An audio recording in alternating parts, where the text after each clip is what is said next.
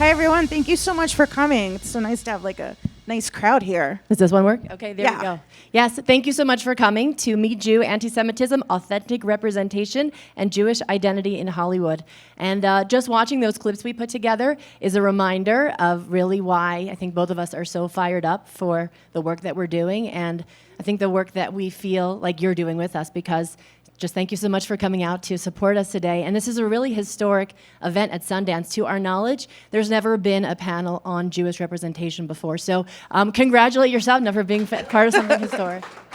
We will be giving away door prizes when you leave. But yeah, no, thank you so much. My name is Malina Saval, and I'm features editor at Variety. And my name is Allison Josephs. I'm the founder and executive director of Jew in the City. But what brings us here today is that in the last year we launched the first and only Jewish Hollywood Bureau. And a bit of a brief background. So we met on Twitter. I wrote an article for Variety in 2021 just about Jewish representation in TV and film, and just how there were so many Tropes. dangerous stereotypes and tropes about Jews on film and big and small screen. And it got a lot of traction. I won a couple of awards for it, which was really nice. And through that, we connected, and Allison told me about the work that she was doing, Jew in the City, creating this bureau for Jewish representation in Hollywood. And from there, we just started, back and forth, brainstorming, talking about the fact that amidst so much anti-Semitism, and we know the rates per the FBI, Jews are their single largest ethno-religious group targeted in hate crimes in the United States. And, just to kind of lead into my first question is, given that that's the case, was that the impetus for you to found this bureau? So I want to actually back up and do a slight correction, if that's okay. So Jew in the City was founded to push back at representation of Orthodox Jews. I was raised as a proud conservative Jew, and even with that background, I was really raised to disdain Orthodox Jews. My father treated Satmar Hasidim when he was doing his residency at Mount Sinai. Some of my earliest memories in life were him coming home and describing his patients. They're dirty, they're smelly, they're ignorant, and they can't speak English. So as a proud Jew, I felt this hatred and judgment towards my fellow Jews.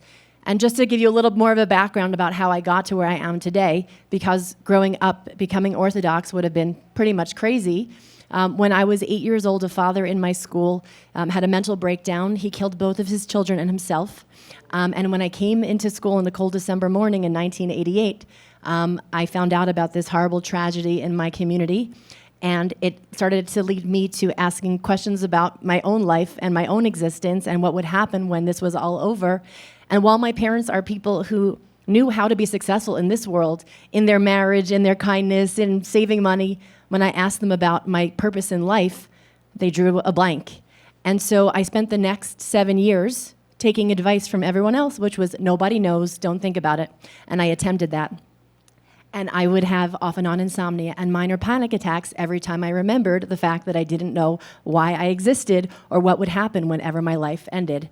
And so in high school, I met up with an Orthodox teacher at an after-school Hebrew high. My parents only sent us there because we were supposed to meet the nice Jewish boy to eat bacon cheeseburgers with. And my mother's reasoning was because of the Nazis and the Cossacks, and if she was really on a roll, she'd invoke the Spanish Inquisition. So sort of Jewish continuity was about not dying, but I wasn't really sure what it was in terms of living. But as I met this teacher and began to learn about his life, I saw beauty, I saw meaning, and I saw he was not the extremist that Hollywood had led me to believe that he was. And so I slowly started to become more observant.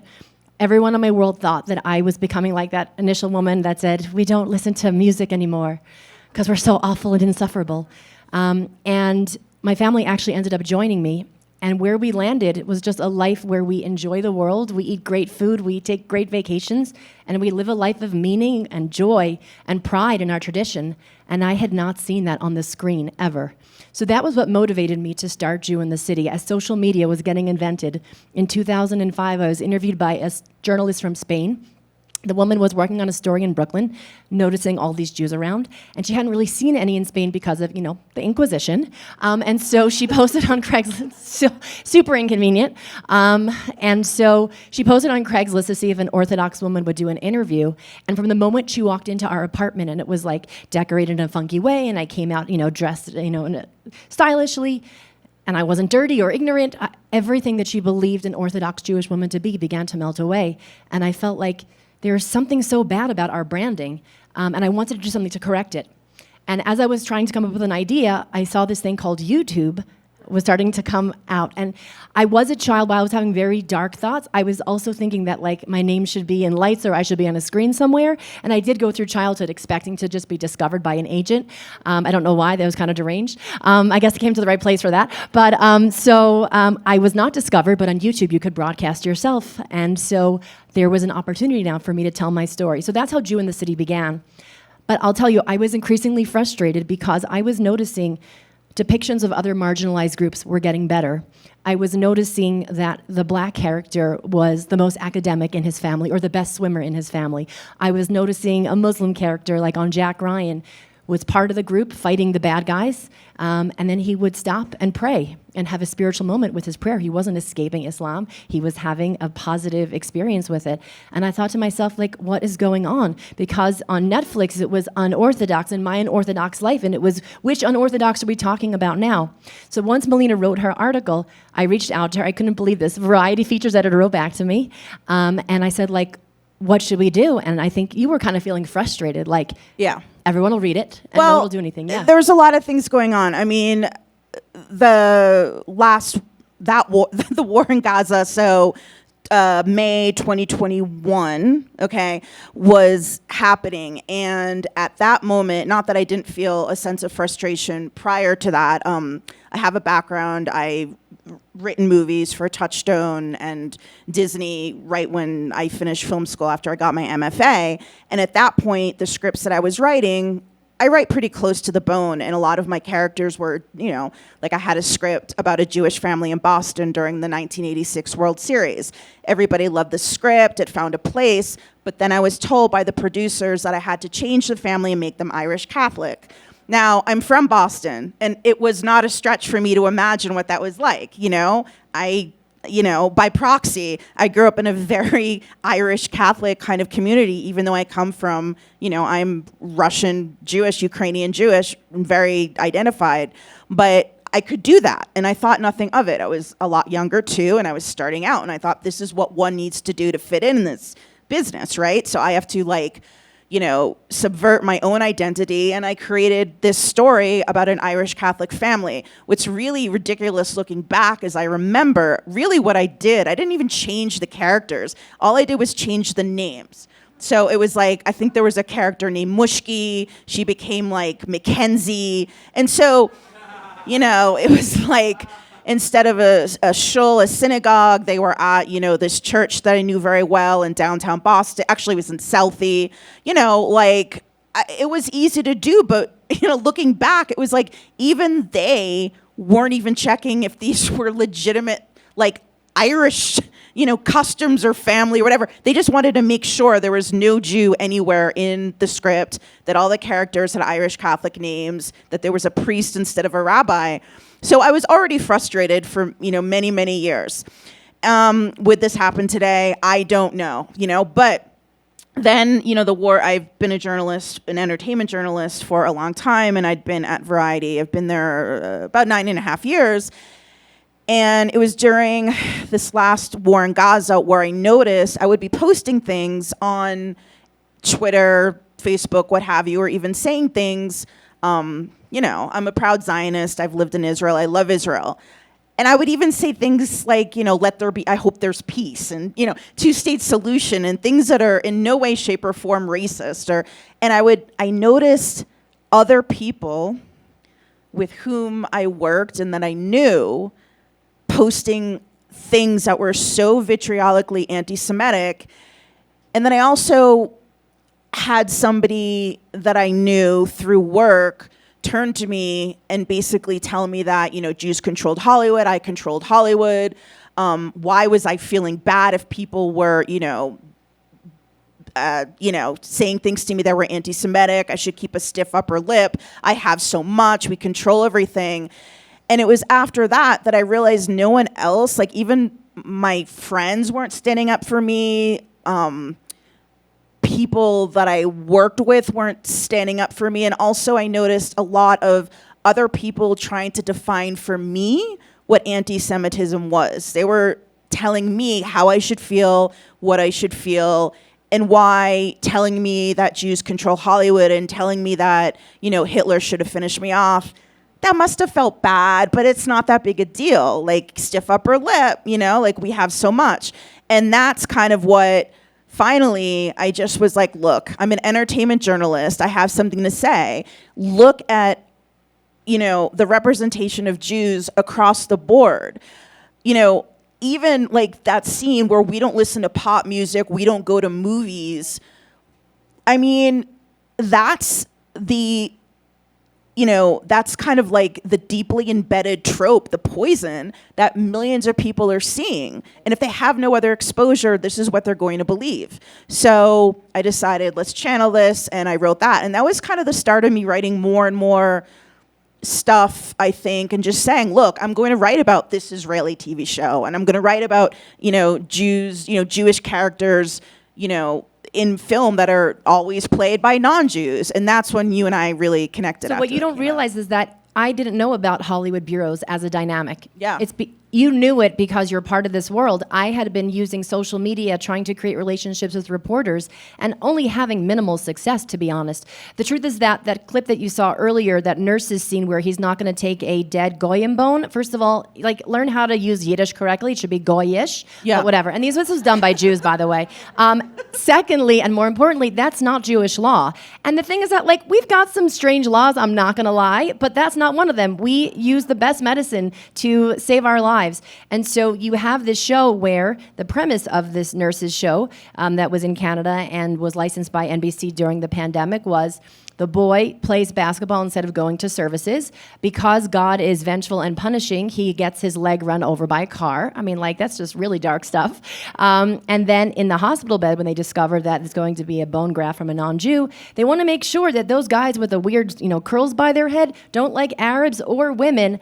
And when you start to, and it's not to say that there's no xenophobic or sexist person within that community, but like, if you have your token chassid episode, as every show sort of feels the need to do you have to show the most awful, insufferable people you can possibly imagine? Because if you want to show the misogynists and the xenophobes, then maybe it becomes a mitzvah to punch one of those guys on the street. And that's exactly what's happening. So I filmed that clip on my phone. I didn't know how to screen record yet. I do now. I'm super high tech. And so that clip went viral in 24 hours. It had 1 million views. NBC actually pulled the episode from their archives, which was like the first time that I felt like we're touching Hollywood.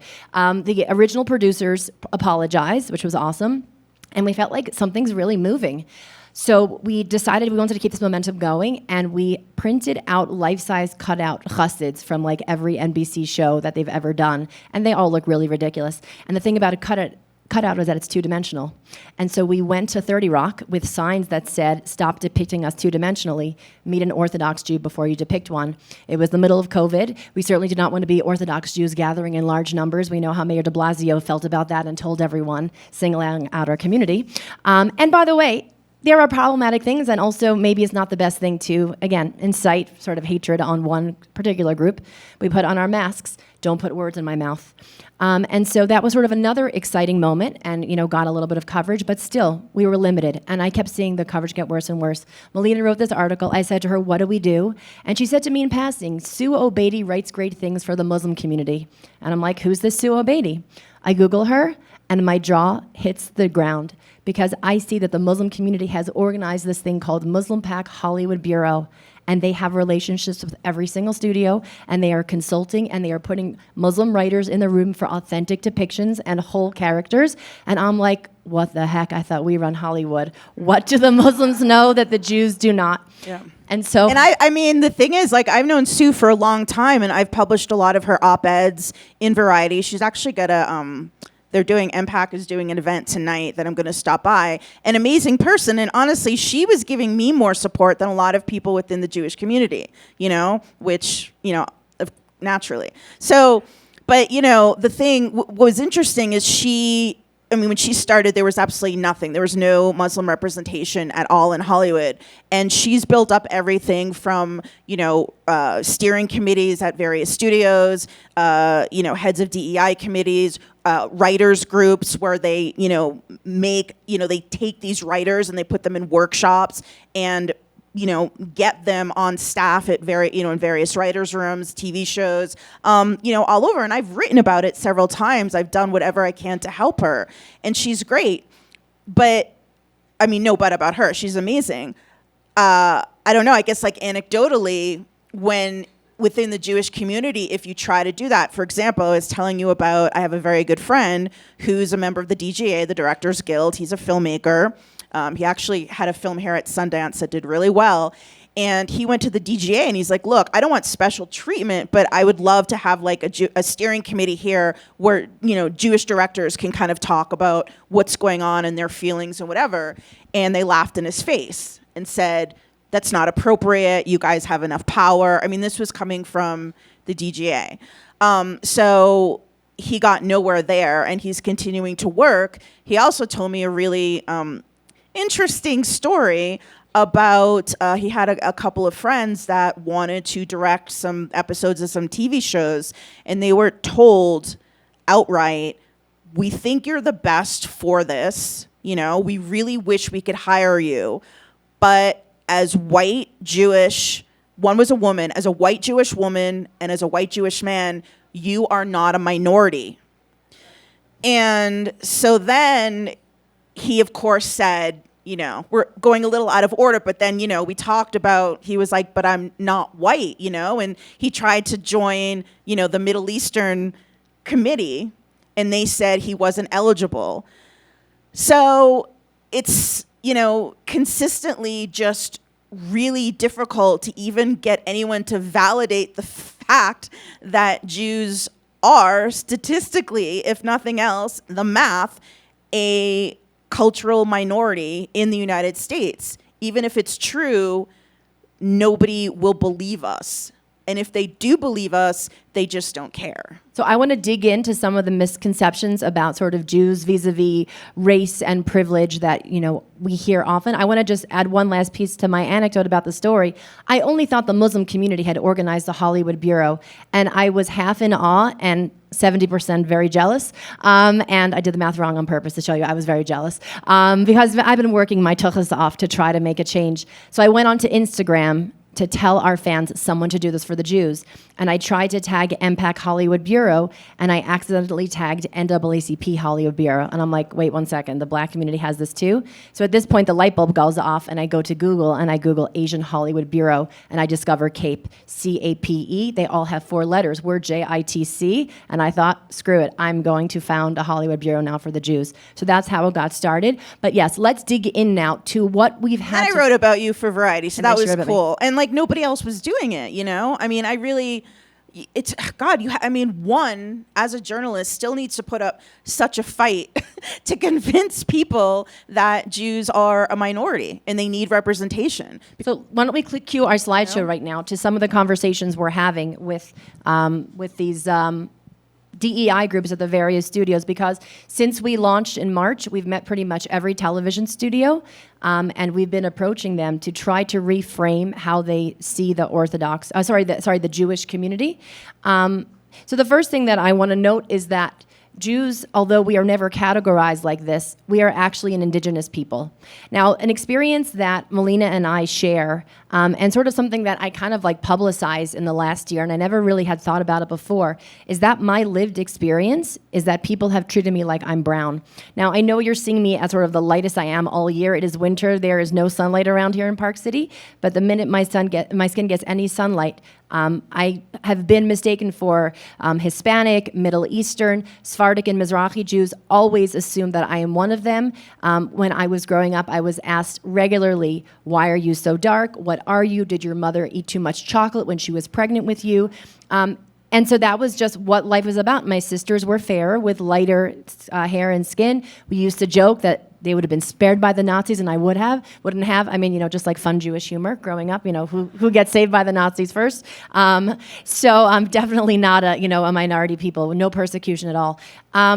But because my family was exiled to a place where they eat gefilte fish, society and Whoopi Goldberg have told me that I must be a European white person. And I think we actually need to stop calling Ashkenazi Jews European Jews. I think we need to start calling Ashkenazi Jews exiled to Europe Jews, because that actually is the truth. And instead of people saying to me, why are you so dark? I think we need to start asking lighter-skinned Jews, why are you so light? Because our DNA is actually Levantine, and that's our next slide here. Our DNA actually is connected to other Jewish DNA. It's connected back to the Middle East. And so that is actually our root. Living in colder climates or in Europe did not change our DNA. And as I'm trying to find language to explain the Jewish marginalized experience in progressive terms so that, DEI groups can understand what we're going through, I'm reading other narratives of other groups. And I know there's this silly rule that you're not supposed to sort of compare, oppression, and certainly not for points, but more like for shared understanding, for shared, experiences to build bridges. And I've actually found that, having conversations with people from different groups where we can find similar experiences is such a meaningful thing. I read a narrative about a black woman who was white passing, and she said, don't think that my white passing skin is a privilege. I look like this because my great-great-great-great-grandmother was raped by her slave master. And I got to thinking, is it weird that I'm the dark one, or is it weird that siblings and aunts in my family are the lighter ones? We don't talk about it very much, but in my family, we don't know of any intermarriage or conversions. Obviously, that exists in some places, but Jews were trapped behind ghetto walls for hundreds of years in Europe. But you know what did happen in literally every generation? Systemic violence against our Jewish foremothers.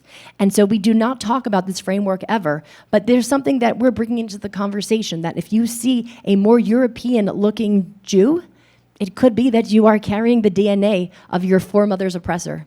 Well, that's why, this is a whole longer conversation, but the halachic reason behind matrilineal descent is because you know the mother, you don't always know the father, Correct. And the rabbis knew that. On this point of Jews being a people, being a nation, religion as a classification kind of gets a lower treatment in the DEIA space. It's not an ethnicity, it's not, a group, but calling Jews only a religion does not speak to our actual experience. We are an ethno-religion, and there's obviously not just one look. We're a tribe that you can join into our family and become adopted by converting, but we do have, shared DNA and, shared experiences, and we do see ourselves as a family and as a nation. We're Am Yisrael, the nation of Israel. I think also one thing, when I started to get really frustrated too, and, I love Sarah Silverman as an artist, and I think she's brilliant, and, I love her to pieces. So I remember, around the time that I was noticing the fact that more non-Jews were cast as Jewish characters in TV and film than Jews being able to play Jews, that was around the same time that she talked about the fact that she had gone out for so many roles in Hollywood to play these Jewish women and was told she's not the right type. She's not you can't have a Jewish person playing a Jewish person.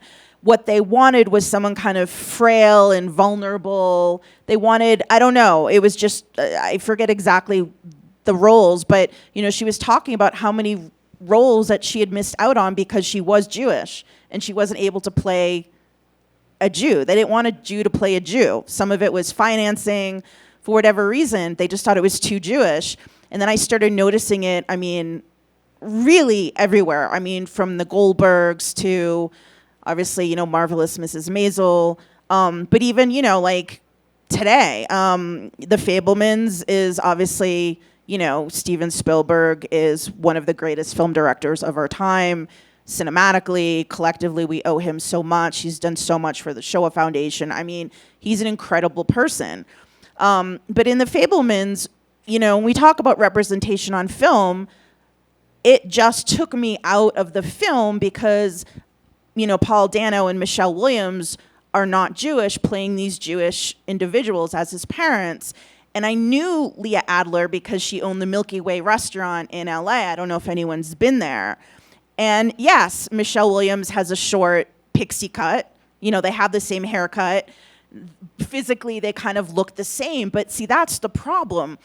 It's these casting directors, studio heads, whatnot, saying that we can make this person look Jewish by putting a wig on her, giving her a haircut. They're completely missing the point that being Jewish is about an energy. It's about collective experience. It's about, you know, neshama, soul. It's just, and when you're watching, knowing that these people aren't Jewish. Look, I'm not saying Jews always have to play Jews. Like, I'm not saying that. But for the majority of the time, they're not able to play Jewish characters. And that just perturbed me beyond belief, because it's, you know, as an entertainment journalist and as a screenwriter or whatever, authenticity is key. So when you see that something is not authentic, regardless, like in my case, it was like the Jewish thing, but it's like authenticity really needs to rank extremely high when you know, in order for a film to be successful. And when you put these non-Jews playing Jews, you know, you've got Helen Mirren, who's like gorgeous, you know, Russian-British aristocracy, playing Golda Meir, who is like famously the ugliest person in politics. I mean, she herself talked about how her lack of pulchritude enabled her to become such a tough politician. They're putting so much makeup on her, and I'm sure she will do a good job. But you cannot convince me that there isn't an amazing Jewish actress out there. And I know Shira Haas is playing Golda in another version, which Barbra Streisand, is putting together. But you can't convince me that there's not an amazing Jewish actor, female Jewish actor, that could have played that, you know? So it's interesting because I'm not convinced that Jews can only play Jews. My friend Mayim Bialik made a movie recently, As They Made Us, and I happen to think that Candice Bergen actually feels pretty Jewish in that. The Hebrew is more rough. Sort of, you know, gets more difficult there. But I don't know if it has to always be, but I will tell you, I did just watch a whole lot of television and movies to prepare for this, and really it was my life dream to have to watch like TV and movies as part of my job. So, and my father thought I watched too much TV as a child, so worked out okay, Daddy. But I just watched The Fabelmans, and there was something about the Sammy character, as he was talking about that he's not going to apologize for killing Christ. Just something about it felt like that's part of his story. Yeah. And I understand that acting is acting, but I'm also watching Hunters now and watching Al Pacino do the Yiddish accent and misquote the Talmud over and over again. The Talmud does not say the best revenge is living well. That is not from the Talmud. I don't know who. And then having the Nazi... no consultant. I mean, I don't think Correct. There's a consultant. No, they don't. No consultant. Well, that's what we're trying to do right now. Then they have in the Hunters a Jew playing a Nazi. And as I see this character... who we think is going to be the bad guy, I'm like, no, immediately it registers me, this guy is a Jew, and then it turns out he's a Nazi. And so the Italian guy playing the Jew playing the Nazi, just something about that, I have to tell you, felt very unsettling to me, and I'm only a couple episodes in. And so I guess what I would say is that I do see people push back at sort of like this authentic casting for every marginalized group. Oh, acting is acting. Because, you know, I think it just came out, Daniel Lambert just said something about a part, I can't remember which one it was. This was just... Daniel Lambert? No, just as a singer, American... I don't know. Adam Lambert. There we go, Adam Lambert. There Adam we go. Lambert, yeah. Just commented on a role. There we go. Pop culture. It's frivolous. No, just joking. I do pay attention to pop culture, not like the woman in that video. But so they do push back for acting. But I guess what I think is that Jews should get to be part of this conversation. Yeah. We should at least get to be part of the conversation on authentic casting. And maybe there's no one answer, but the idea that we're not allowed to be part of this conversation. And also the prosthetic nose use. The prosthetic nose, I mean, it's also like... You know, you and I have talked about this, like the lack of originality in these anti-Semitic tropes are just, you know, there's a funny Larry David bit on Curb where they say to him, are you offended because that was anti-Semitic? And he says, no, I'm offended because it's not funny. And, you know, I identify with that too, because it's weird when you see something that like, there's nothing about the Jewish nose. Like, I mean, my God, since I was out of the birth canal growing up in Boston, you've heard it, right? Yep. So it's like, it's not interesting, it's not funny, but people in a room laugh at it. They think it's the most original thing. And it's like, I think anti-Semitism really, you know, in its most insidious way really reveals a person's like ignorance or stupidity or lack of creativity. Like I've never once met someone who's an anti-Semite or seen something anti-Semitic that I thought, wow, that's so clever and original. You know, it's always so boring and trite. It's like, you didn't even try. I mean, you know, at least do something new and fresh. I don't know. It's like, you know, like Dave Chappelle on SNL. You know, everything he said, it was like, not only is this blatantly anti-Semitic, but there is nothing interesting or new. And of course, we talked about Lorne Michaels giving him that platform, why he thought that was a good idea. You know, he thought it would get ratings, and Dave Chappelle is otherwise a comic genius. But that was not his best bit. That was beneath him. It didn't serve him. It didn't serve him. It didn't serve his art. And then, you know, also, just because Maestro, you know, we haven't spoken about Maestro in a while, but, you know, like that like a few months ago when they were showing, you know, Bradley Cooper dressed up as Leonard Bernstein. I mean, his family chose him over Jake Gyllenhaal, who is Jewish. So, you know, it's also not something that we can completely blame on non-Jews. It's Jews within the industry where there's so much, you know, internalized shame or whatever it might be that feel afraid, or they're, you know, like they're like. Well, wasn't this the saying of like the Hollywood founders, think Yiddish, cast British? Yeah. That our own are, you know, maybe too repugnant to put on the stage. I met an actress over the weekend who told me that she dropped the Cohen from her name. And she told me, I'm a proud Jew, but there were just certain expectations in Hollywood. And the expectations was to not be the kind of person that she was. And so that's a really kind of complicated dynamic.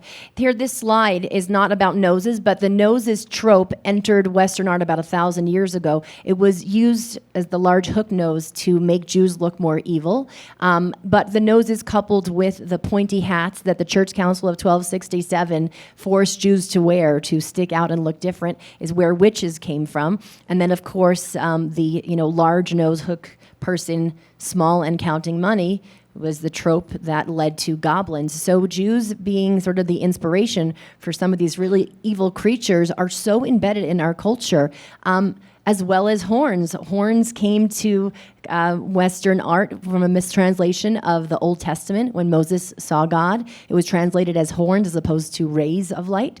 And between horns being in the New Testament about the Antichrist and Jews now being horned, Jews now began to be depicted as the devil.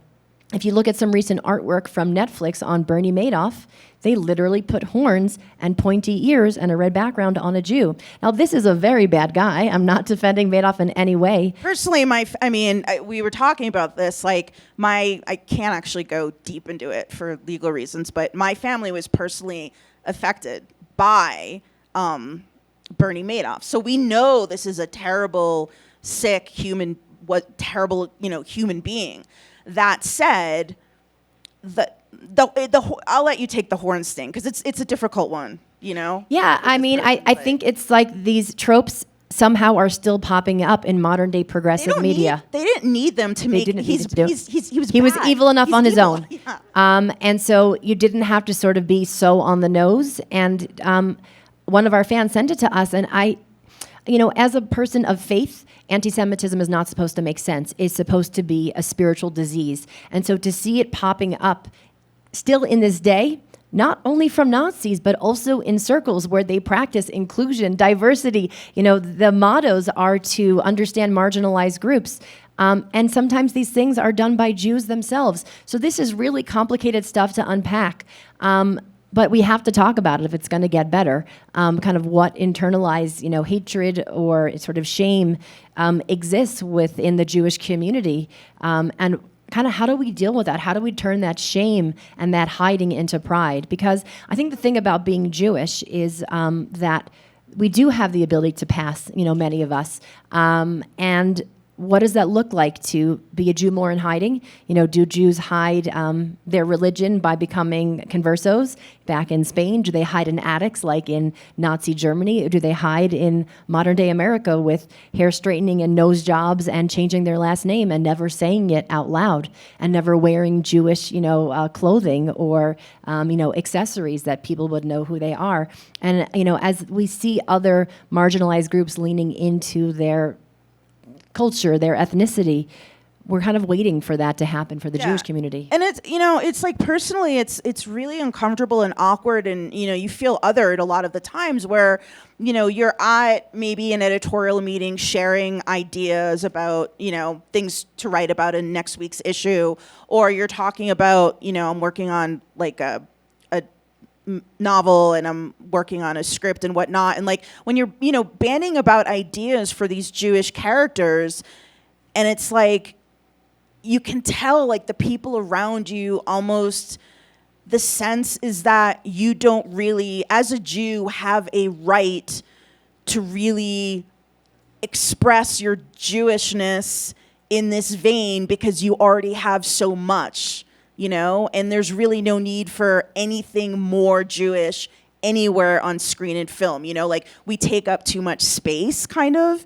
like there's, it's kind of, like the idea, I mean, when this particular friend of mine went to the DGA and just said, all we want is like a group within the DGA where we could talk about Jewish issues. And literally, I mean, they literally did laugh at him. I mean, that wasn't even like, they laughed and like, that's really funny, like, ha ha, because you don't need support. And it's like, then you point out the spike in rates of anti-Semitism and the hate crimes and the fact, you show them all these, caricatures, these cartoonish, Jewish characters, but nobody, it's weird. It's almost like when a rich person complains they're unhappy, like if, when Elizabeth Taylor would, say she was having an off day, some people would be like, whatever, you're Elizabeth Taylor, who's Jewish too. But, it's like that. It's like you don't have a right to make changes because who are you to expect more? So I think besides defining our people and understanding where we come from and the DNA that still runs through our bodies, we also need to get out of this mindset as sort of like the Holocaust was the only atrocity against Jews. Literally, with the destruction of the Second Temple in Jerusalem, there were 1 million Jews slaughtered. The rest of them were slaves, Roman slaves. The women were violently raped. We were dispersed around the world. And for really most of the next, 2,000 years, lived as, kind of sub-citizens in pretty much every land that we lived in, exiles, inquisitions. What's different about America, and I do have a lot of gratitude for this country that took my family in, my own personal family. I grew up knowing that my grandfather was lined up with his family in Ukraine when he was about 12 years old. Some local anti-Semitic neighbors wanted to know how many Jews a bullet could go through, and just in the nick of time, some Cossacks came riding through, and the impromptu pogrom was dispersed, and they got away and came to America. But I knew this story from a very young age, and I knew who I was and where I came from. My mother also sat me and my sisters down when we were young, and she said to us very plainly, things are good today, but things were good in Germany, and things were good in Spain, and every country eventually tires of their Jews, and we'll never know when that moment will come here. And so to be able to explain this experience of this foreboding, not just the intergenerational trauma that we live with of having ancestors that have had to run and had to flee and have lost loved ones because of Jew hatred, but knowing that the time will likely come again. So another sort of shared experience that I would say that I learned about really because a non-Jewish black man approached me a few years ago and said, I don't mean to pry, but what is it about the Jewish community that makes you persecuted? You seem to be doing okay right now.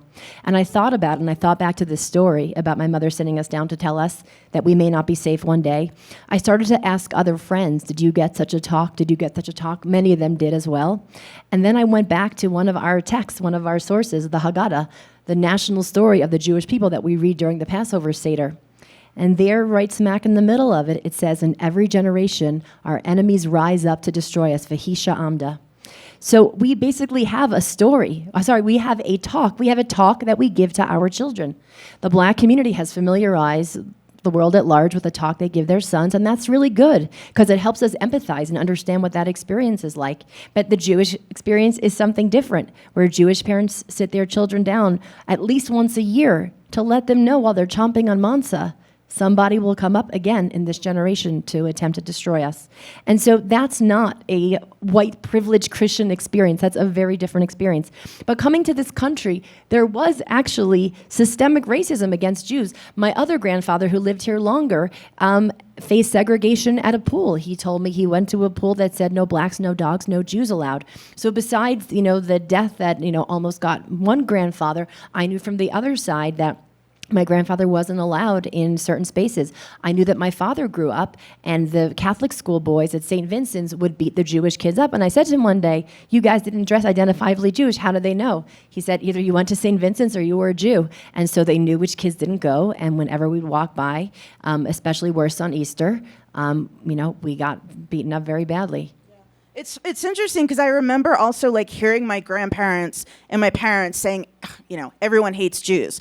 And I thought, that's so hysterical, stop being so hysterical. This neuroses, this hysteria, that's not true. And I don't know if when you were young, if you just took it at face value and believed what they were telling you, because for me, even as I would experience, people throwing pennies at the floor to see if I'd bend over and pick them up, or even, I would have friends telling me the only thing you learn at in Jewish day school is that everybody hates you, or, whatever, or, I was accused of killing Christ a lot because that was very fashionable, Boston Catholic 1980s, we killed Christ. And I believe that was before Vatican II as well. So it was even, but it was then I would hear my parents say this, and then finally it clicked, maybe my parents weren't so crazy for saying that, and I didn't want to get to a place where I really thought that what they were saying was true, and I really tried to believe that it wasn't the case, but experientially it was the case, and I encountered it so often.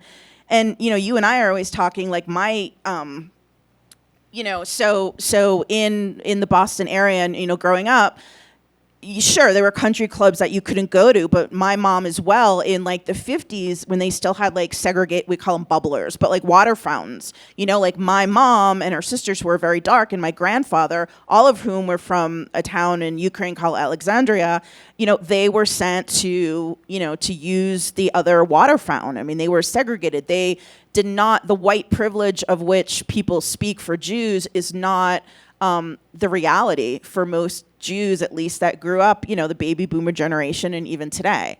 But I just there's one thing, because, I even, the flip side of, because we're talking a lot about, Jews, this trope, Jews control Hollywood and whatever. And, the studio system was founded by Eastern European Jewish immigrants that were escaping persecution, right? When they came here, they were not allowed in various other industries. They weren't allowed in advertising. They weren't allowed to work for myriad papers. I might have not been able to have my job. Einstein, he wasn't able to lecture at Princeton, at one point. So it was they had to go somewhere. But I just really want to emphasize, there's a difference between create and control, and I think that's what's missing. Because even the Jews that created the Hollywood studio system, most of the actors that they cast in the films were not Jewish. A lot of the writers were not Jewish. So maybe there was, on that executive level, they were Jewish and they had to create a space for themselves. But even from the beginning, those same people knew that in order to fully integrate and assimilate into the United States, they had to make sure that the films they were making weren't too Jewish as well. And I just want to point out, because I've been reading an empire of their own. I also read books. I don't just watch movies now. So the first talkie film, the first film that got sound, was a story of someone going unorthodox. That you think it's popular now? What's popular now was popular then. 1927. The cantor's son marries Mary and goes from being the cantor's son to being a jazz singer and leaving the traditions behind. So literally the first time they got sound, what story did they choose? To leave the traditions behind. And I guess what I'm thinking about that is that was popular in those times. That was popular for minorities to try to find ways to blend in. And as I mentioned, Jews do have a certain upper hand in that way. But I think what I feel increasingly frustrated about is that as we're watching other groups lean into who they are, leaning into their heritage, we're not seeing Jews do the same thing. Something that struck me, I don't generally see Marvel movies on my own, but because I have a couple boys, I see them sometimes. And we saw Shang-Chi a couple of years ago, and I noticed the character starts off as a very assimilated Chinese American. He goes by Sean, he's speaking English, he's wearing, jeans and a t-shirt. And as the movie continues, he becomes more Chinese. He returns to his ethnic name, Shang-Chi. By the way, I'm Chana. That's my Jewish name. I use Allison, in spaces like this. No, actually in real life. He starts wearing his Chinese, ancestral clothing, returns to his land, and starts doing his martial arts. And the more Chinese he becomes, the more a hero emerges. And so my question is, why is it that the more he leans into his Chinesehood, does he become more heroic? And for the Jewish storyline, the more you lean out of being Jewish, that's when you get celebrated for a hero. That's a really bad dynamic. That is a really bad message to put out to the world.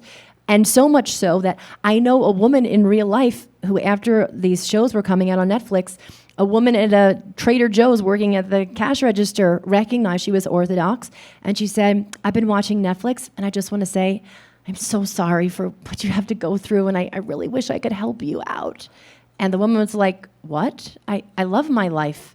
And it's like, when they say representation matters, have you ever seen a happy, beautiful, empowered Orthodox woman on the screen before? No, she's only happy if she gets out.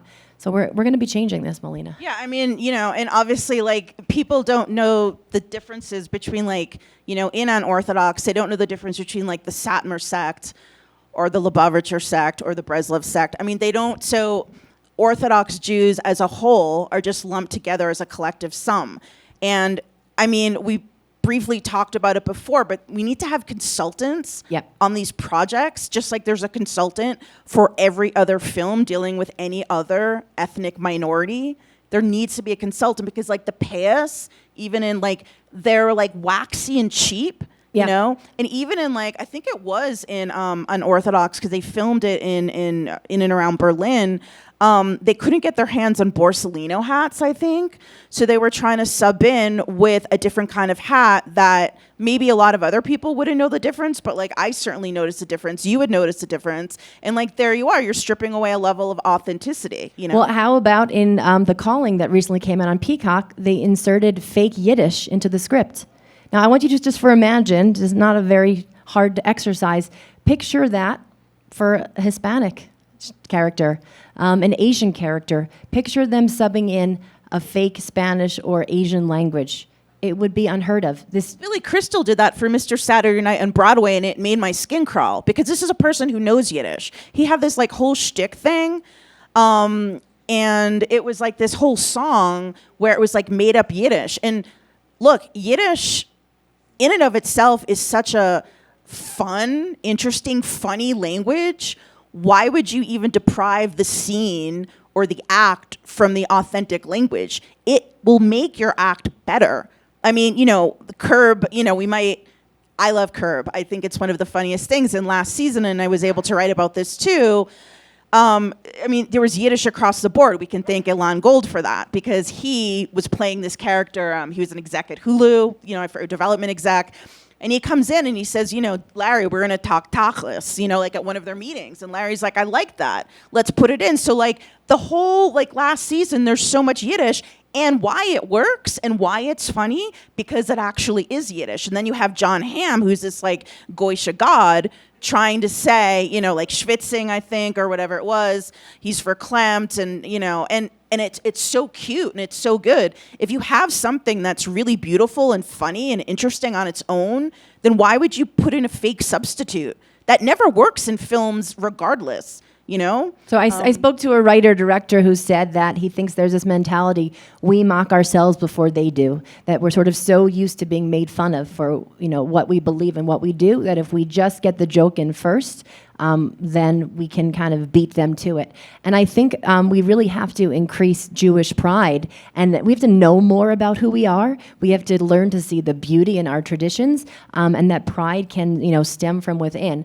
And in terms of the power and control thing, I got this statistic from David Bodiel's Jews Don't Count. It's a great book. Yes, that Indian Americans are actually the richest ethnicity, and you never hear about Indian Americans taking over the world or having too much power or not being a marginalized status. Somehow it's only for the Jews that there's some sort of diabolical plan.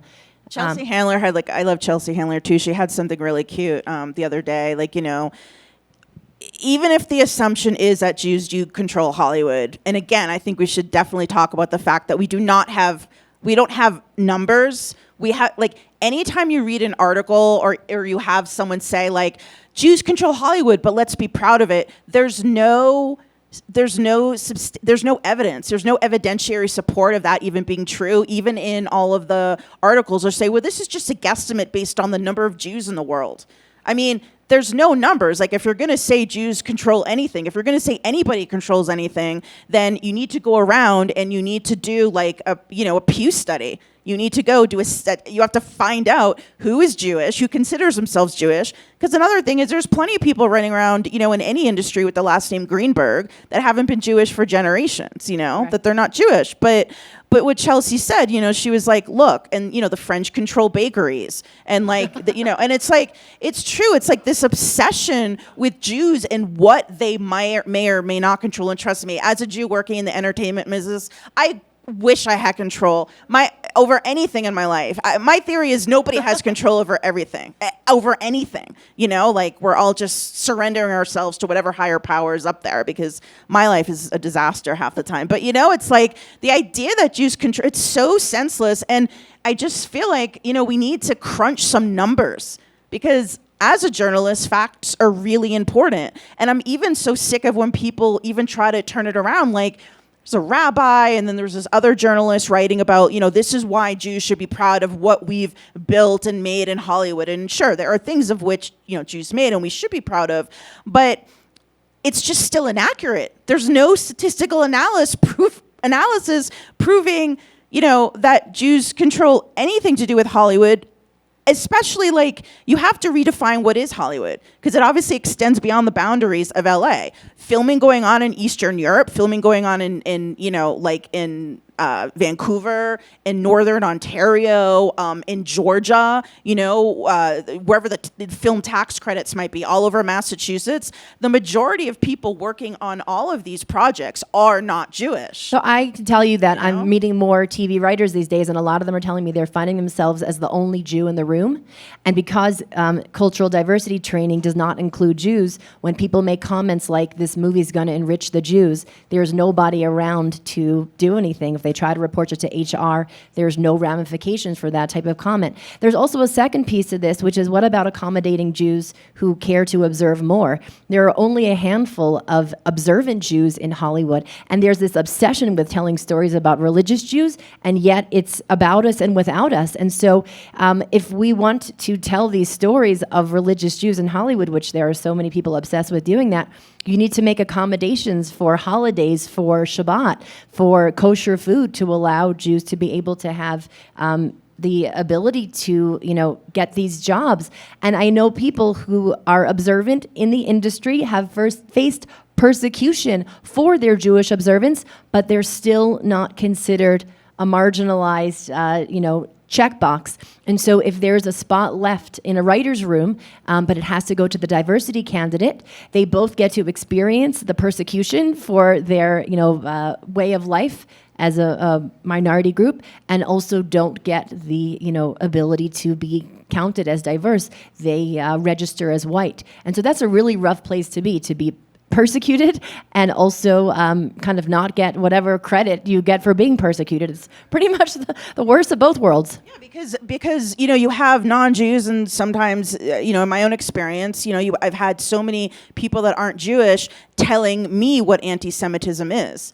They're trying to define for me what it is, and that happens all the time. They're not even allowing us the opportunity to express our own pain and frustration. So this leads into a good segue for this next slide.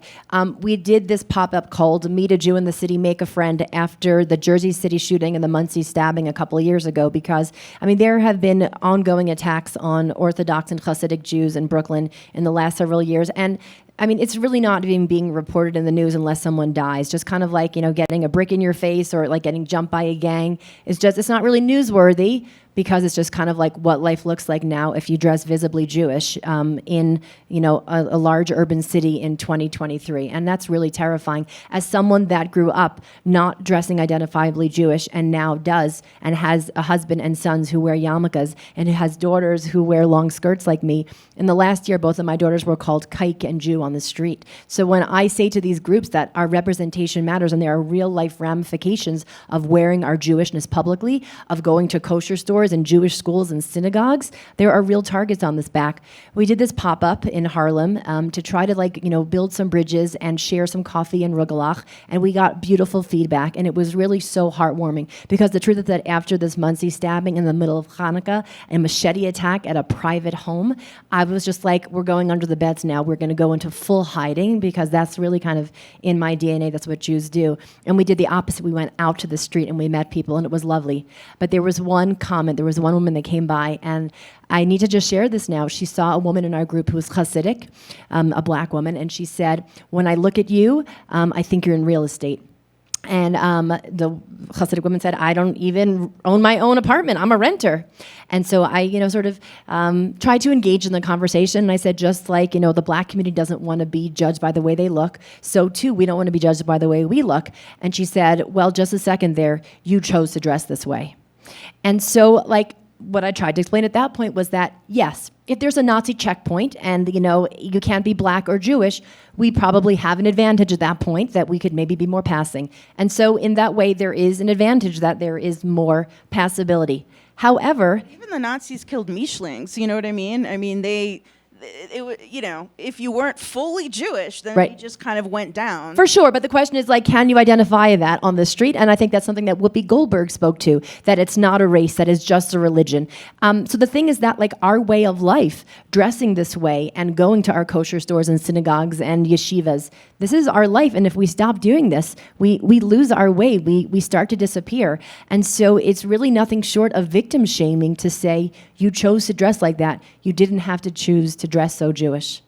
We're going to do a Q&A in maybe five-ish minutes. I think we have a couple of more. Yep. I do want to...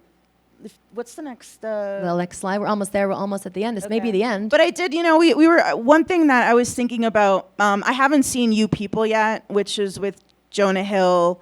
He plays a Jewish man who he falls in love with a black woman, and they have a relationship, and the parents are it's like Who's Coming to Dinner kind of renewed or whatever. And trust me, I love Jonah Hill. In fact, his documentary on his psychiatrist called Stutz is gorgeous, and I recommend everyone seeing it. It was just beautiful. But, I haven't seen it, but I was reading one review, and I rarely read reviews because I write for an entertainment magazine, and it's just it's but I wanted to read it. And there was in two different places, it was white, affluent Jewish family meets, and it's my God, this obsession, can we get away with just why don't you just have a lower middle class Jewish family? My dad was a public school teacher there are, Jews starving all over the world. Okay. They're Holocaust survivors in Ukraine and Eastern Europe that can't eat. Remember when the economy collapsed in Argentina, the Jewish community is still, in the 80s, the Jewish community still hasn't recovered. There are impoverished Jews, and every single chance, I feel when there is a story about Jews, they're just always affluent. Unless they're leeches. Unless they're leeches. And you're going to report on Hasidim, and someone just told me over Sundance, well, they kind of have a reason that people resent them. And I'm like, really? We're going to do the whole lumping them and the they all together as one big group? That's basically, we're either represented as super shallow, uber rich, controlling everything, or leeches, sucking the blood from society. And that's really, I think, kind of how the Jewish depictions kind of always go. And I think we're seeing other groups represented sort of defying the stereotypes. recognizing that stereotypes are based on something, and also saying, let's get to meet people from these groups that are not the typical person that you think that you know, because it matters to tell more broad stories. I mean, we're just looking for nuance, and I think that's why I did love Stiesel, which, I mean, I just absolutely love that program. I think you were like, it was okay. You weren't as in love with it as I am. So I love Michael Aloni, so maybe I'm being You just see. I just love So I'll tell you. And Dov Glickman, though, he's amazing. So it's fabulous writing, and it humanizes Haredi Jews. And to humanize someone under the wig and the beard and the hat is groundbreaking. And I think that that's why there was Shtisselmania, and it was at every temple, across North America, because they were like, there's people. I'll tell you my own personal experience. In high school, as I was becoming more observant, I met a modern Orthodox boy in a black hat, and he smiled, and I was like, the Rebbe lets you smile? Like, I literally didn't think that they were allowed to have a smile on their face. So having the humanity is really incredible. My two issues with Shtisel is that we only see the ultra-Orthodox or Haredi depictions. And what's challenging is that being someone who is not, you would call me right-wing modern Orthodox or centrist Orthodox, I wear a wig, my family, prays 3 times a day. Like, we're very devout, and we're also in the modern world. I have a Reform friend from high school who saw it, who loved it, and I said, it's great, but it's kind of an extreme lifestyle. This is the second most insular community in Jerusalem of Orthodox Jews. And she said, funny hearing you say that. And I said, why? Because you think I'm like Shtisel? And she was like, pretty much. And I'm like, you literally can't tell the difference between me and Shtisel? And she was like, not really. So I think that plus the continuous dysfunction, which is required in a soap opera. But again, I would prefer a single character. Don't focus too much on the Jew.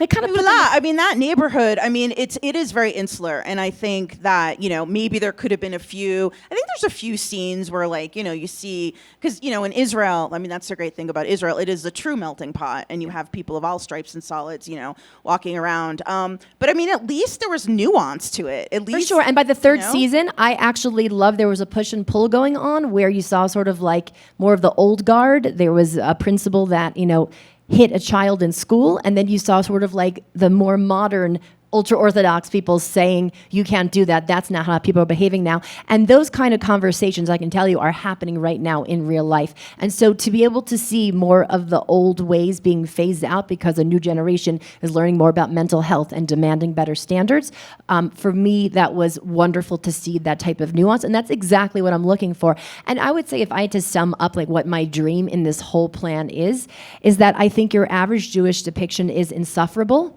And what I would love for us to be able to do in this bureau is to switch it to endearing.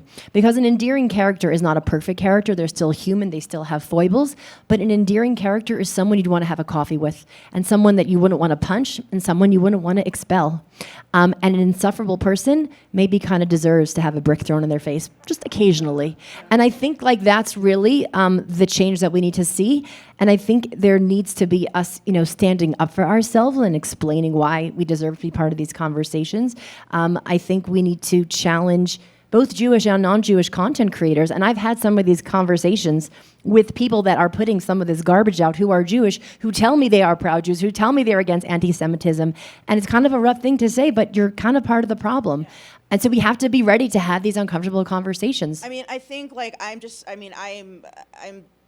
I love Israeli TV, and I cover it from every angle, and I just think, this is a little bit of a segue. They're working with tiny budgets, and when you don't have money for the bells and whistles, you can focus on script and character, and, Israeli TV, it used to be that the UK sold the most number of formats around the world. Well, now Israel is number 2. So Israel is selling more shows to different countries than they're right after England, and that is huge. And I think Shrigim, which is an amazing show about modern Orthodox 20-somethings, is one of the greatest shows, one of my favorite shows of all time, because they were Orthodox and they were doctors and they were attorneys, and they were one girl, she was working at an advertising agency, one girl didn't know what she wanted to be, and it's that's what we need people that are Jewish, but they're also fully fleshed human beings.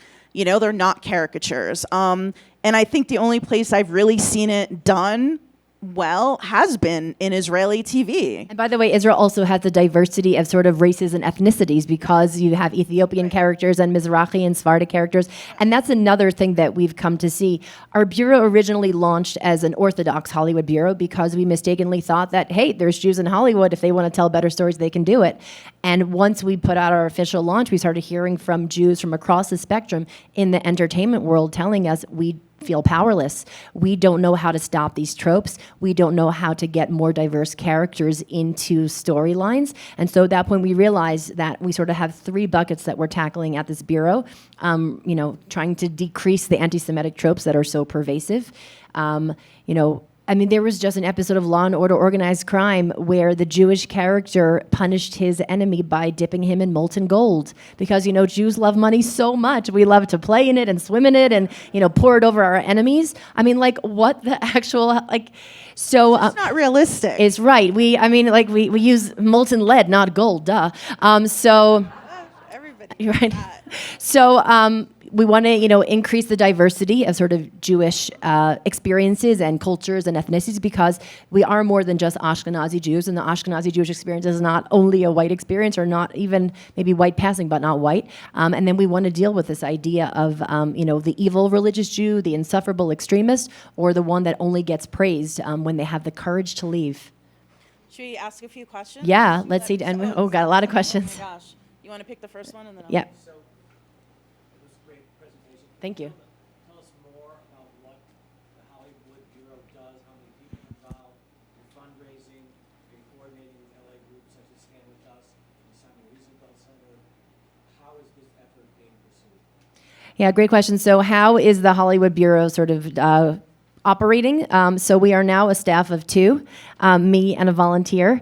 And the thing about being so scrappy is that I think it's actually the most Jewish thing to say that this is a ginormous problem and I'm going to try it anyway. Because that's really like the legacy of the Jewish people, the Maccabees, the story of Purim. It's really just people that have some moxie and some grit and some faith, kind of going up against really big entities.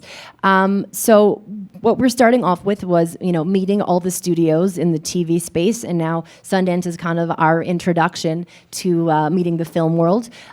We are working on a fact sheet now with TIE, Think Tank for Inclusion and Equity.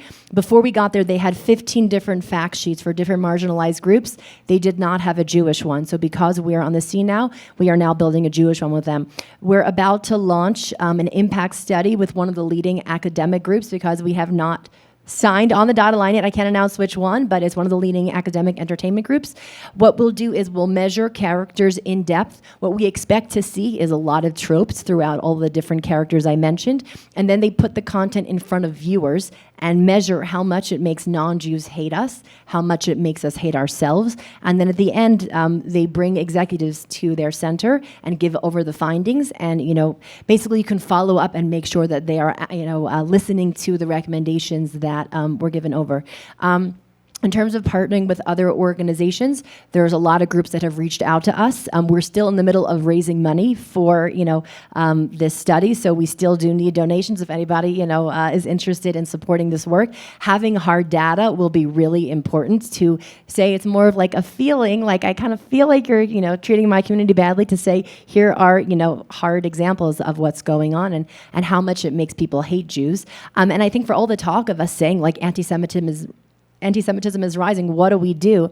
To answer your question at the beginning, which I didn't answer, I didn't start Jew in the City because of anti-Semitism. I started because I wanted to tell the world my authentic story, and it bothered me that it wasn't out there. But what I see now is that as we're doing this, it is really relevant. We can't just count statistics of how many Jews have gotten smacked in the face and how many swastikas have gotten scrawled or offer rewards to people that have done those things. We actually need to now go on the offensive, and the way that we do that is by putting endearing characters into people's homes.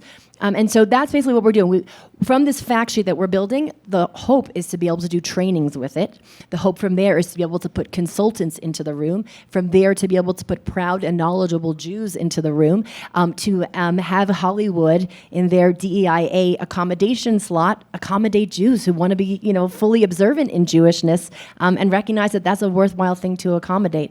But yes, a lot of groups have reached out to us, and we're super excited to partner with them because we recognize recognize we're a small group, and we feel very committed to unity and reaching across the aisle and making this as diverse as possible. More questions over there? Yeah. Hi. I really appreciate what you're doing. Thank you. But I also have to say, as a Jewish filmmaker, I also take a lot of issue with it because I feel like Jew in the city and whatever the Orthodox directive is your Jewish identity. Yeah. And like you put 10 Jews in the room, you get 10 opinions. I'm Sure. sure every person in this room has a different opinion about what Jewish representation should look like. And so even like I love the idea of a Jewish Hollywood bureau, but it should be a Jewish Hollywood bureau. It is. With many But it is. It is. She and I mean, I grew up in, I would say, a traditional conservative home. My grandparents were Orthodox and whatnot, but I mean, where obviously she's wearing a skirt and I'm not. Like, she and I are not the same level of observance. the representation of what the organization is. So I mean, look. But that's think- because that's her. I didn't read the script that told me I wasn't supposed to have a voice. I'm not saying that. I think it's awesome that So what I will tell you is that as we're building this fact sheet, we're bringing in Mizrahi and Sephardic Jews and Jews from across the denominations. We very much recognize that this is a problem that's facing all Jews. Orthodox Jews have the least representation in the room. I mean, that's just like a number of statistics. Our stories are being told about us and without us. But once we heard that Jews from different, backgrounds were feeling voiceless, we didn't have to broaden it. We did it because we care, and we're listening to other voices. So I appreciate it. The skirt will stay because that is where it started, and I'm pretty proud that an Orthodox woman, got something like this and, had the guts to change the world. But yes, we're listening to different voices because we care very much about Jewish unity. Question? Another Jew with another opinion here. Here, got the mic. Sorry. All right, so I'm so glad this conversation's happening here in Sundance. Good on you for showing the initiative. I love that, and huge fan of Stutz and Jonah Hill. So I'm It's glad. amazing, yeah. Glad you gave a shout out. Great film for everyone to watch. So the challenge I've got with the conversation we're having is I think it highlights the broader conversation that we're having in America that continues to throw us further down this pathway of pointing fingers and it basically, and it's not the best phrasing, open to a better phrasing, so talk to me after, but it creates this almost oppression Olympics. And I've seen it starting in 2016 in grad school, and it's just accelerated. And Jews, we've always been good at being leaders and being courageous and in changing the conversation. And my view is that this uptick in anti-Semitism is very much driven by this feeling of this is a group that I feel is privileged, and they're spending their time explaining to me how they're oppressed. And you never win over someone by saying, I know you're upset, but I'm a lot more upset than you. And that's not someone you want to comfort you. But And Jews that are getting beaten up in the streets, they're not even asked any questions. They're just beaten up. They're not being interviewed prior to that. Hold on, that's not the point I'm making. I think that Jews are incredibly impressed. 100%. I was at a session in New York City about 6 months ago with an Orthodox Jew, and he said, I'm so frustrated with this conversation around anti-Semitism being the face of a skinhead. He said, I don't see that when I'm walking down the street in Brooklyn and I get told I'm the scum among us. That person is not white and they don't have a skinhead, or they're not a skinhead. So I guess what I'm challenging you as leaders in our community is to, and I understand it's hard because the framework where we're operating in very much, especially in Hollywood, is a DE&I world. And so it's kind of like, well, I guess we'll play the game. And what I'm challenging you to do is to create a new game, to say that's not going to move us forward. That's a step backwards. We're trying to identify with, I love what you're talking about, identify with someone who is, you didn't say relatable, endearing, exactly. And endearing doesn't invoke race or gender. It's just trying to get us past that. And So I know it's somewhat like kind of a utopian view there, but I don't think it is. I actually think that that's the path forward. Look, so I hear your concern. I guess what I want to say is that explaining our history better and making sure people understand the tropes that have been around for 1,000 years and what our history actually looks like. It doesn't need to be about sort of, keeping track of who has the most points and the least points, because I don't think it's really about that. I think it's really about telling our authentic story. The goal is to be able to have the permission to tell better stories, to write endearing characters, to have increased pride on the screen. Our goal is to be able to show proud Jewish traditions and Jews from every walk of life feeling good in their skin, feeling comfortable being who they are, however they are as a Jew. But in order to have that permission to be in that space, we need to be able to explain our story authentically. And I don't see it about sort of, adding up points. I see it about sort of telling our story as it is and making sure people understand history so that we get permission to, write the stories that we want to and make sure that, tropes are not abundant. The only thing I would add to that, just one quick thing, is because I do want to make clear that, like, I've even seen representations of the most ultra-reformed, secular Jewish person done wrong, okay? Like, I want to make it clear that there are so many examples that I've seen of a Jew that, it has, hasn't been at Shabbat services in like 25 years, but then they'll make that person like not know with like something that they know, like, what's a Jewish star? Like, you know what I mean? They go overboard. So I've seen representations the other way of unaffiliated Jewish people that are also completely non-authentic. Look there, yep. Yeah, she had her hair. No, she had her hand up. Please, thank you. Sorry. I mean, we can. Hi, I just want to say thank you so much for having this panel. I am a young Jewish filmmaker from Boston, so thank you so much. Awesome. Where are you from in Boston? I work in Boston as a PA. I worked in Hocus Pocus 2 for First Team. Oh, dude, are you from Boston proper? Or are you? I'm from Malden. I grew up in New Hampshire. No I way, have okay. endearing stories I want to tell. I'm writing a Jewish horror film. I just appreciate you doing this. I got a swastika sign in 6th grade. I punched him in the face. I'm writing that story. I got pennies thrown down on the ground all the time. Yeah. My friends who I thought Malden, man. Oh, I live in Malden. I'm from Revere originally, There you go. My so cousins it's are like. from Revere. I just want to say I Yeah. appreciate this conversation starting. As a young filmmaker, what advice can you give to me? My friends and I, we're crazy. We want to make stuff, and we really appreciate you starting the conversation. I've had a really hard time finding mentors or just a room like this. No one understands. Well, I think as like an erstwhile filmmaker myself and having gone to film school, this is what I've heard at every single film fest that I've gone to. And so it used to be you write a script and you try to sell it, right? Okay, those days are over. If you've got a project, you have to direct it and you have to find the money. If you want to have your name on that and your vision and your creativity, you have to find the seed money for it. I just feel like that's, if you shoot it on a phone, you know what I mean? Like, whatever you need to do, get it up there on social media. But I really think the days of like writing something and then handing it over, you're never going to be able to, maintain creative control over your project. And I think it's just where, independent film and, we're at Sundance. I mean, it's a more involved answer to that, but I think you really need to stick to your guns and make the story you want, because also whenever you acquiesce, for example, the family that I then turned into, Irish Catholics, like then there were other problems, with the film. So it's like if I had just stuck to my original idea, you never know. I would always stick to what you want to do and stay true to your art. So that's a short answer. She's been dying now. Okay,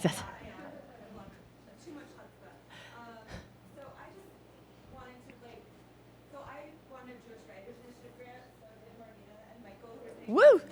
Cool.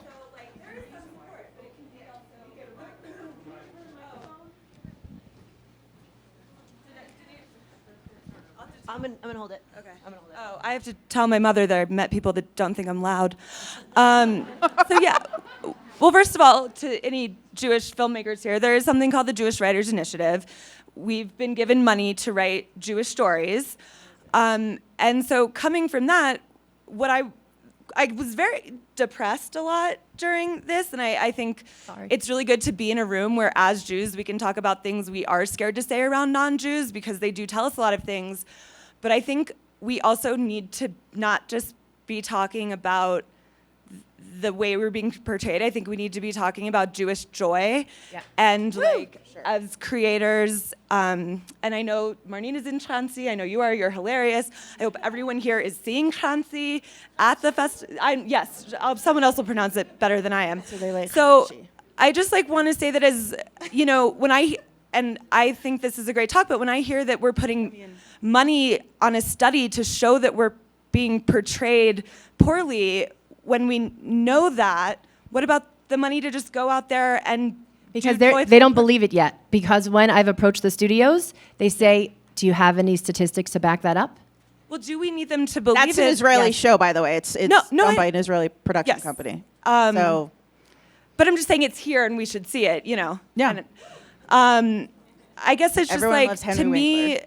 I feel like one of the best ways, and I do stuff that deals more with anti-Semitism, and I funded it myself, but I think one of the best ways to combat anti-Semitism is just to tell the complex stories that I think are really being written, and there's a lot of Jewish creators struggling, and I just want to tell people that we're out there, and there's also some resources, and it doesn't mean because we got grants that then we're getting meetings per se. Yeah. But I just Jewish joy to me is just as important, and I Absolutely. think that's how we fight anti-Semitism is just by being human beings. Look, what these other Hollywood bureaus have built are writers' labs to get young writers from their communities meetings, to get them jobs, to get them seats at the table. So part of this sort of proving that we belong to be part of this conversation is showing with data how problematic so many of the portrayals are, how it leads people to have increased negativity towards Jews, and that's real-life danger that everybody wants to combat.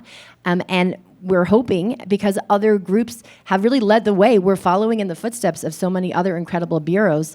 That's how they've created the change. We are literally, they went to Sundance, we go to Sundance. They've made fact sheets with Ty, we're doing that too. They put consultants in rooms and writers' labs, we're literally following their footsteps. We don't need to reinvent the wheel. The other Hollywood bureaus have been so incredible and generous with us in terms of sharing ideas and resources and information. So we're literally just doing the thing that has improved representation for other groups. We're doing it for the Jews right now. So the work that we're doing, I hope will make the lives of Jewish creators easier to tell stories.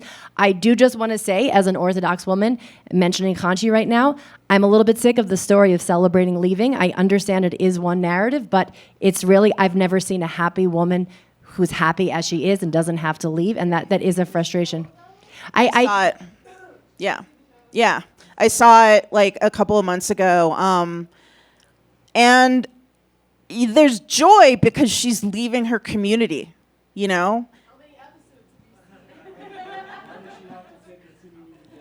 I mean, Can't you just leave? Why does she have to take it down? She doesn't, and the writer-creator of the show, sorry, I lost my voice, but the writer-creator of the show is from the community. I understand. we're completely, trust me, completely. I was in a yeshiva. Trust me, I get 100%. We're not saying in any way, shape, or form that are not problems within a lot of various different communities. We know that. We totally understand. But there is a trend where all these stories that feature people that are observant Jews, they're all off the derech stories. They're all leaving their community, and only then do they find happiness. And what that does is it disseminates amongst the public this idea that if you are a religious Jew, and again, she's way more observant than I am, but I still feel uncomfortable with the idea that you have to leave Judaism in order to find happiness and freedom. Is she defined off the dead? Maybe she found her own dead, Look, I think these stories can be told. I think these stories can be told sometimes. It's just that we have no examples of people who are happy. Well, what? Yeah, there are a range of stories that can be told. We're not saying there's only one story, but you basically never see the story of the happy Orthodox Jew. That doesn't exist. There's nothing to compare it to. So, Coach, you have a question? Yentl. Okay. All right. We understand many Jews, many opinions, and we are out of time. Thank you so much for joining us, and shalom.